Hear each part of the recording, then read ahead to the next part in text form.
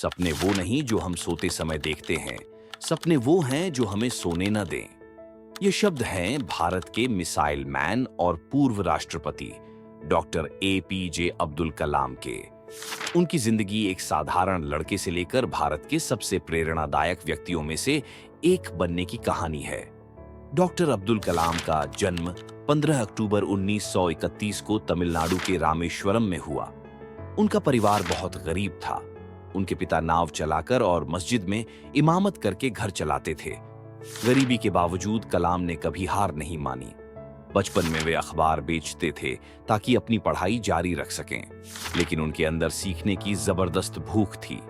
वे हर विषय में गहरी रुचि लेते थे, खासकर विज्ञान और गणित में। गरीबी के बावजूद उन्होंने एर्नाकुलम के सेंट जोसेफ कॉलेज से भौतिकी की पढ़ाई की और फिर Madras institute of technology MIT से एरोस्पेस इंजीनियरिंग की डिग्री हासिल की। MIT में एडमिशन लेना आसान नहीं था। उनके पास फीस भरने के पैसे नहीं थे, लेकिन उनके शिक्षक शिव सुब्रमण्यम अय्यर ने उनकी प्रतिभा को पहचाना और मदद की। डॉक्टर कलाम शुरू से ही वैज्ञानिक बनना चाहते थे, लेकिन जब वे भारतीय वायुसेना IAF में भर्ती के लिए गए तो उन्हें असफलता मिली। वे 9वें स्थान पर थे, जबकि सिर्फ 8 लोगों का चयन होना था। ये उनके लिए बड़ा झटका था, लेकिन उन्होंने हार नहीं मानी। इसके बाद उन्होंने भारतीय अंतरिक्ष अनुसंधान संगठन और रक्षा अनुसंधान एवं विकास संगठन में काम करना शुरू किया।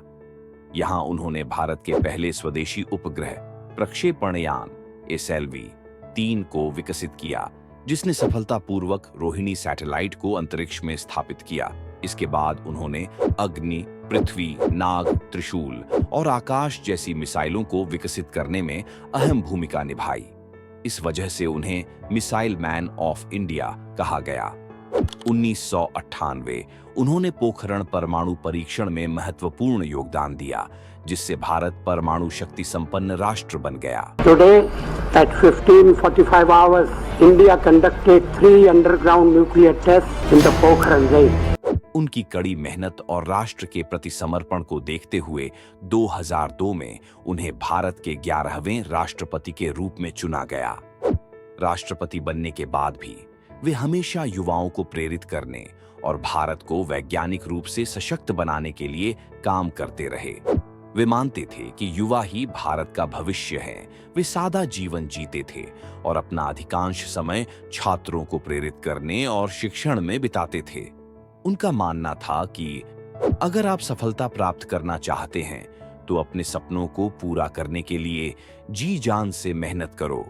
27 जुलाई 2015 को जब वे शिलांग में IIM कॉलेज में लेक्चर दे रहे थे, तभी दिल का दौरा पड़ने से उनका निधन हो गया। वे उस समय भी युवाओं को प्रेरित कर रहे थे। उनकी अंतिम यात्रा में लाखों लोगों ने उन्हें श्रद्धांजलि दी। उनका जीवन आज भी हमें सिखाता है कि कोई भी परिस्थिति हमें आगे बढ़ने से नहीं रोक सकती, अगर हमारे अंदर सच्ची लगन हो।